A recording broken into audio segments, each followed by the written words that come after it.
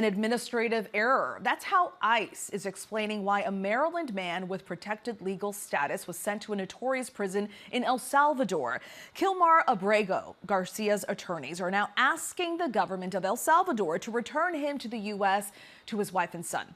Vice President J.D. Vance defended ICE's mistake on X by calling Abrego Garcia a convicted MS-13 gang member with no legal right to be in the U.S. So let's talk about this. Senior reporter Catherine Falders joins me now for more.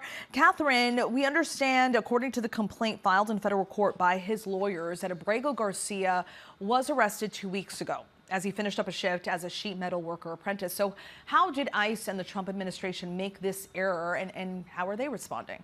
Well, Stephanie, it's a great question because we don't really know exactly how they made this error. They haven't detailed this publicly entirely. We do know, as it's been revealed in court papers from administration officials, that it was an administrative error. They aren't really explaining how it happened, but they are saying that the court does not have the power to bring him back to the United States and that the court can't order the government of El Salvador to return him. Now, the administration is also saying that even though this was an administrative error, the man allegedly has ties to MS-13. They're really doubling down on that. Take a listen to what the White House press secretary said just moments ago during the briefing.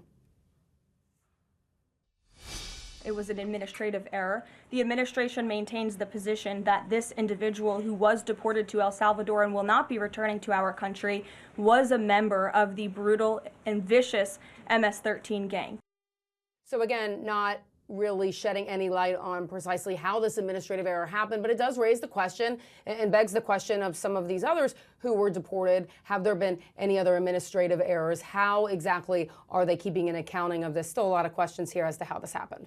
Right, so they're saying it's an administrative error, but not saying exactly how it was an error because he was still deported, and J.D. Vance now saying he's going to stay there. Okay, we will keep on top of that. In other immigration news, Catherine, a judge is now holding an ICE agent in contempt over an arrest of a migrant in Boston. So what happened there?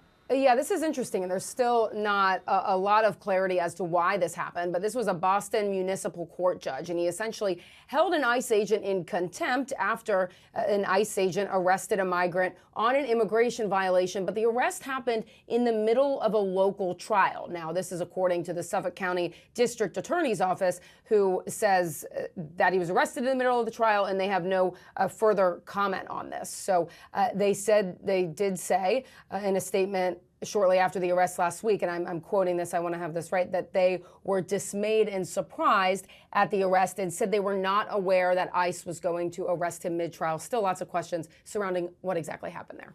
All right. Thank you so much, Catherine, for that update. Appreciate it.